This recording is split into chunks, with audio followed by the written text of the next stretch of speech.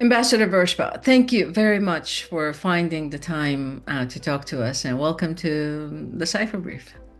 It's good to be here. How do you see U.S.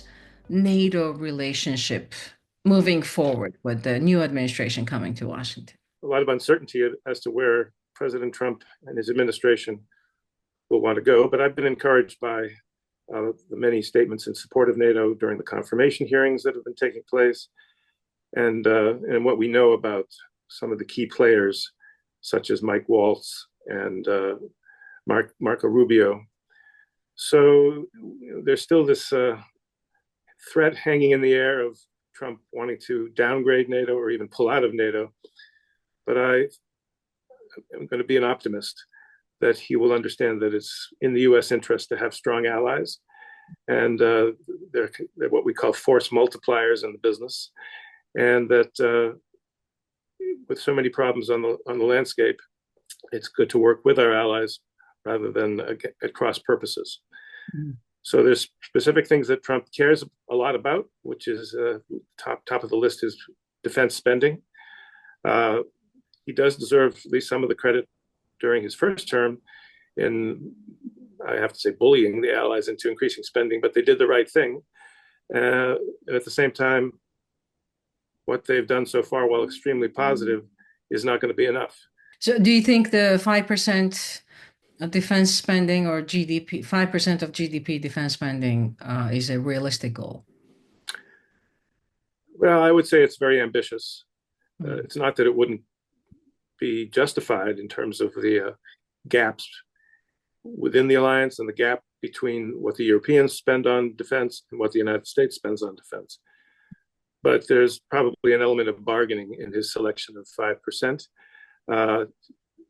So I would be very happy if we ended up somewhere in the 3 to 4% range. And as I said before, it's necessary. We're dealing with a much more dangerous security situation than during Trump's first term. Our adversaries are now more united and more capable militarily, as well as with all kinds of other subversive activities. So spending more is going to be absolutely essential. So I hope that's what he chooses to focus on rather than terminating NATO, which would be bad for everybody. Yeah, he's somewhat limited in that, isn't he? Secretary nominee or Marco Rubio, who had the hearing yesterday, sounded very strong on NATO and US's role in the alliance and the importance of the alliance. So, do you think it will be easy for Trump to terminate NATO in any way? I don't think so. I mean, he theoretically can do it as the president. You need to get treaties ratified by the Senate to go into the treaty, but you don't need the congressional approval to go out. But they passed legislation that would require an act of Congress or a joint resolution of the two houses of Congress, just in case. I think that's more going to be used by Trump as a tactical device rather than the destination he wants to go in. Yeah. Ambassador Vershba, you were Deputy Secretary General of NATO, and you, of course, were the ambassador to the US, to Russia. Um, Given your experiences, how do you think NATO has changed or evolved in the past couple of years? And if you want to specifically emphasize on the past 2.5 or 3 years since the war in Ukraine, since Russian invasion of Ukraine, tell us more about that. How do you see the evolution of the alliance in this past few years? Yeah. Well, on the whole, I'm very bullish on NATO. I think that it's shown again at previous historic milestones its capacity to adapt to new challenges. That includes defense spending, which we've already talked about. But I think we've seen a remarkable decade-long process of updating NATO's military strategy and its capabilities so that NATO is much stronger, much more able to deter aggression against itself than it was when the Russians first invaded Ukraine back in 2014. So the summit this past summer in Washington was a great occasion to not just to celebrate 75 years and put on gold watches and go home, but it was an opportunity to show how NATO was changing with the times, becoming more involved, not only in defense against Russia, but dealing with the Chinese threats, including threats to supply chains, their hybrid threats, and at least showing the start of a very credible effort to produce the resources to back up all these very important decisions. Mm-hmm. So that doesn't mean that NATO can rest on its laurels. There is this very unhealthy imbalance between what the European allies and Canada on one hand and the United States does on the other hand. And I think if they want to get ahead of Mr. Trump before he puts unhelpful proposals on the table, which he sometimes does, I think Europeans need to get their act together, come with a plan or some kind of contract with America that commits them to increasing their contribution to the overall defense of the alliance to as much as 50% of the capabilities by the end of this decade, and even more by the middle of the next decade. Mm-hmm. What's the balance now? In some areas, it's relatively even, ground forces. But in terms of the essential high technology enablers, intelligence, surveillance, reconnaissance, air and missile defense, there's a lot of areas where the Europeans are way behind. Mm-hmm. And if we had to go off and deal with a challenge from China, they wouldn't be able to pick up the slack. So I think that some kind of new contract or new compact that commits Europe to raising its game to a kind of 50-50 relationship within the alliance, mm-hmm. and then going even further. Biden administration just conducted the 25th contact group meeting. It was the last one of the Biden administration, and we don't know what the future holds for the Ramstein contact group. What do you think could happen, and what do you think should happen with that group? Mm-hmm. Well, yes, the Ramstein group, officially known as the Ukraine Defense Contact Group, has been an extremely effective mechanism in coordinating military assistance to Ukraine, to include both equipment, training, intelligence sharing. And I expect that it will continue to function in some similar way. A lot depends on military aid President Trump wants to give to Ukraine. I hope he'll keep up that aid because it gives Ukrainians leverage in any negotiation that may take place. Mm-hmm. But it's been a good example of transatlantic partnership with the U.S. Secretary of Defense chairing these meetings. I think NATO is already anticipating that there might be somewhat reduced engagement or participation by the United States, and they already began to revamp some of the institutional mechanisms that will allow the Ramstein group to continue to be effective, mm-hmm. But with maybe a more even burden sharing mm-hmm. with Europeans and other non-NATO countries. So I think that's going to be a success story that they will build on. There may be some other changes, but the important thing, of course, is the policy behind it, which is to help Ukraine build up the capacity to defeat the Russians in the short term, and to deter any future Russian aggression after this war is over, so that there's no repeat of what happened in 2024.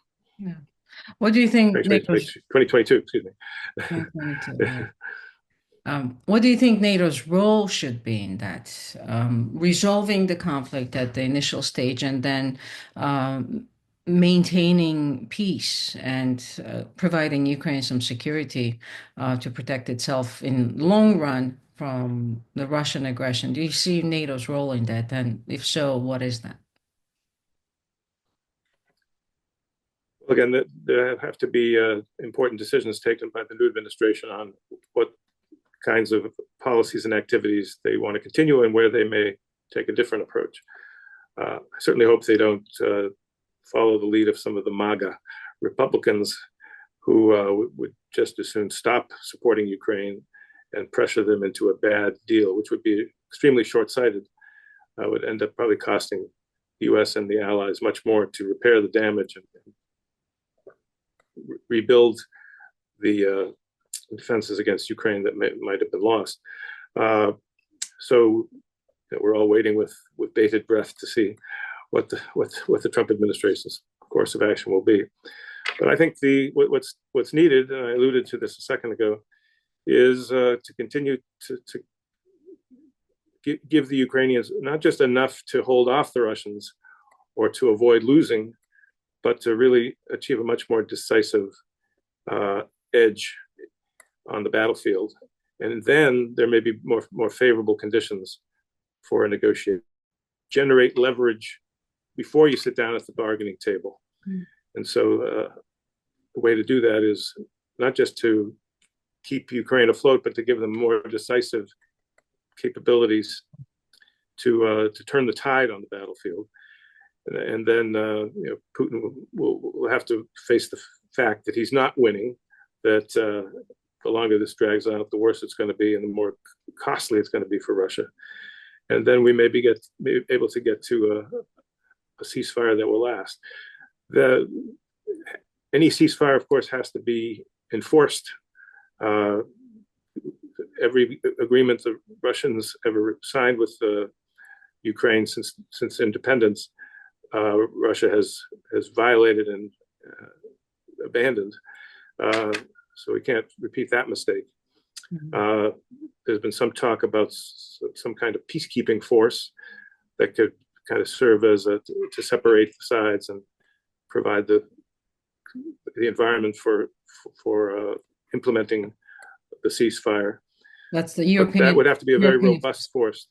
Peacekeeping is probably the wrong term of art. It would have to be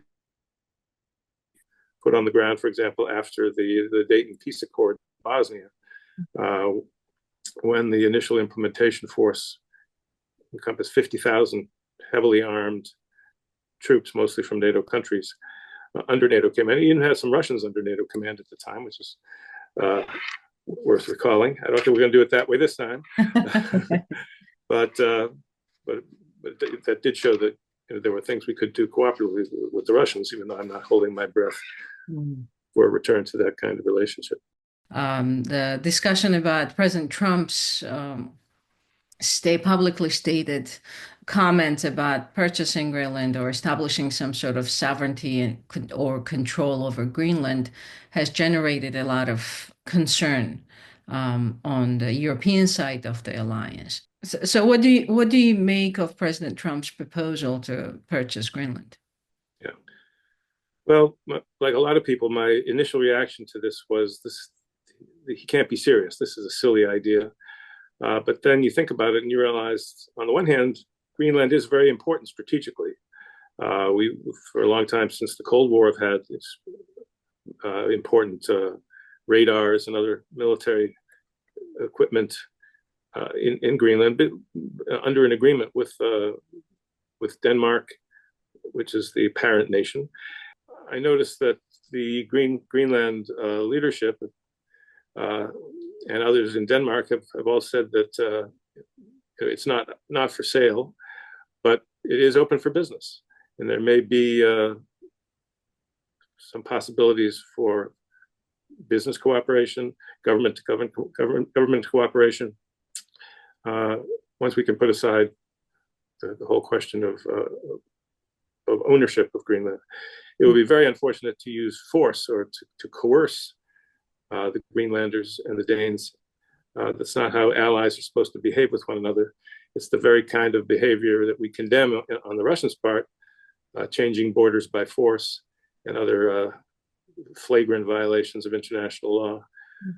We certainly don't want to become a violator of the rules-based order when there's certainly multiple possibilities for cooperative approach.